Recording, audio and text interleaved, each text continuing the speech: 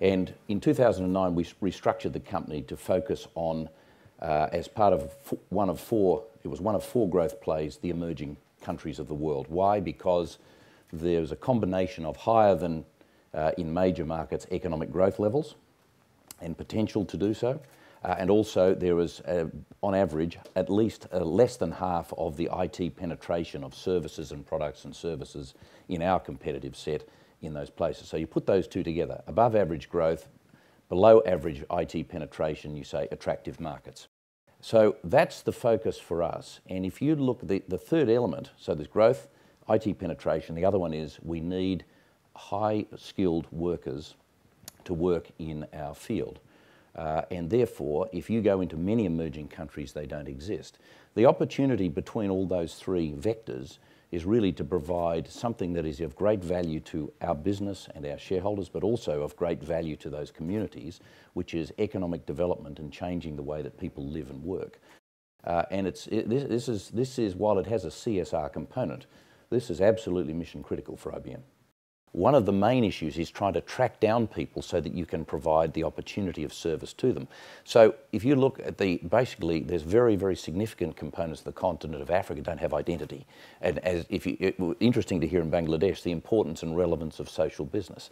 We're at the other end of the scale that Marius used, in that we're looking for where science has the opportunity to create inventions and innovation. And so where we'll be in 10 years will be dictated by the combination of the development of the information science, and basically that's one of the reasons why we spend $6 billion a year in that real research and development of that. And so and it has some quite unexpected outcomes. Looking at the silicon that goes into microprocessors and the effect of charging that electronically has led to amazing breakthroughs in health, just because it was it was just research, pure research. So where we will be is where the research takes us. We know roughly where we'll be in 10. In 20, I don't think anybody knows, but it will be determined by the science.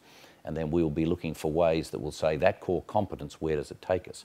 Because the key thing is most of the economic value generated by major inventions isn't yielded by the inventor, but from those who apply the invention.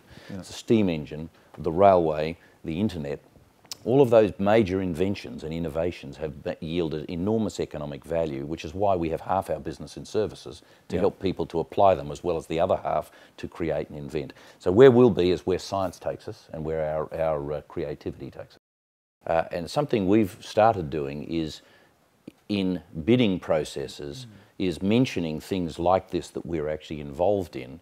And there are groups of companies around various issues: diversity, economic development, and basically the Millennium Development Goals. There are certain themes and ideas that make, I think, companies align and work together, which is a plus. It's important that what you do has a substance to it, and therefore it has a value to the people.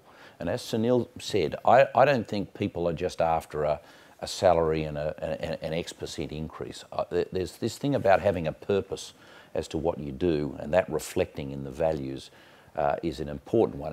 Innovation that matters for our company and for the world.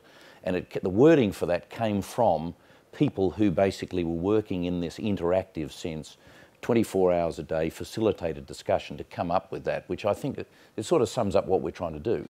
If you're not trying things that didn't get the desired outcome or failed, then I don't think you're trying hard enough. And so we've got many, many potential inventions that haven't worked, whether they're in this area or generally in the business.